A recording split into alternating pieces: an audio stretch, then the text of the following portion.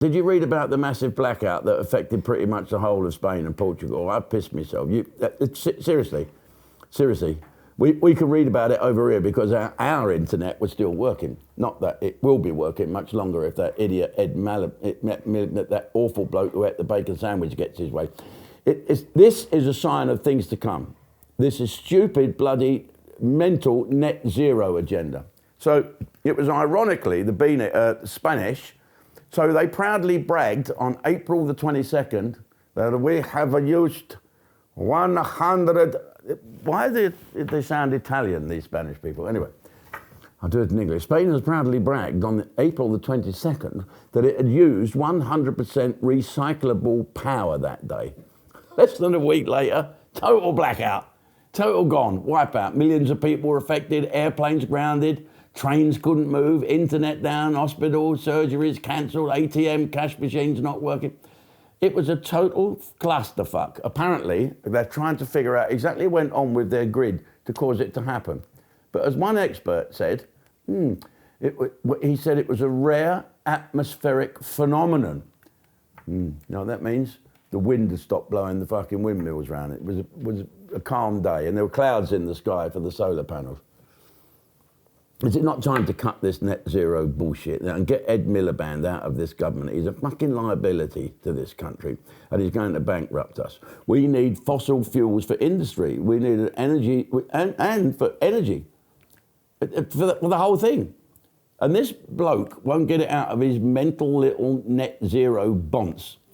So, regardless of all the science and facts that are thrown at him, no, he won't have it. Lee Anderson said to me, you know, no matter what information you provide, you can never convince an idiot. So look what happened in Spain and Portugal. And you ask if this is really what we want in this country going forward. Come on, have some balls, two-tier care. Sack him. No one likes him anyway. You won't lose any votes over him. Now, if you want some cheery, light-hearted reading, take a look at the new crime figures, which show that there are now 150 stabbings in the UK every day. 50 of those take place in London alone. This is terrifying. What the fuck has happened to this country? Where are the old bill? What's happened to law and order? And what's our government doing? What is that little horrible shitty mayor doing? Well, surely they must accept that we have to bring back proper stop and search powers for the police forces. If you look like a young lad, you know, oh no, we can't do that, it's racist. For fuck's sake. So this country now, to me, I don't know about you, feels like it's on the brink of civil war. It seems to be falling apart at the seams, and people don't want to live like this. We shouldn't all feel afraid of walking outside of our fucking houses and not being able to wear our jewellery. You know, we can't go out with stab vests on all the time. It's ridiculous.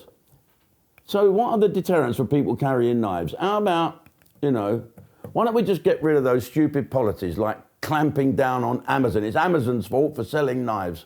Or let's make knives less pointy. We'll have no pointy knives anymore. Why don't we give proper sentences to people carrying knives? I don't mean someone who's got a little penknife to clean his pipe out. I'm talking about these fucking great zombie Rambo knives that go to prison. Go to fucking prison. Not that London Mayor has got anything to say about it. No, he hasn't had time to deal with the mad levels of knife crime on his watch. No, he's too busy putting out pathetic social media posts talking bollocks.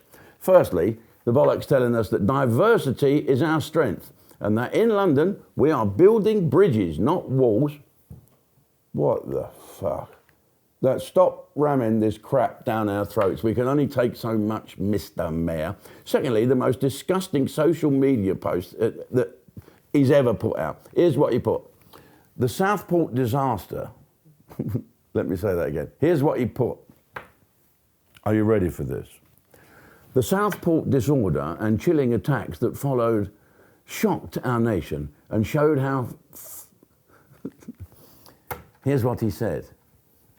He's put out a tweet saying that after the Southport disorder and the riots that followed were all about misinformation and how quickly it could spread online. Hang on, mate. Is he for real? He has just referred to the murder of 3 innocent young girls at a Taylor Swift dance class by a terrorist as a disorder, and then referred to the protests and anger that followed. This is what he said: chilling attacks. That is bad, isn't it? Even for him. What an absolute disgrace of a man. Shame on you. Shame on you. Head over to ustream.com now to see the biggest stars in comedy, including yours truly, Jim Davidson, OBE, the late great Jethro, and more. From filthy pantos and hilarious skits to intellectual conversations, we've got it all. Subscribe now and watch on your own TV, your laptop, your tablet, or your mobile phone. Watch Ustream. You will love it.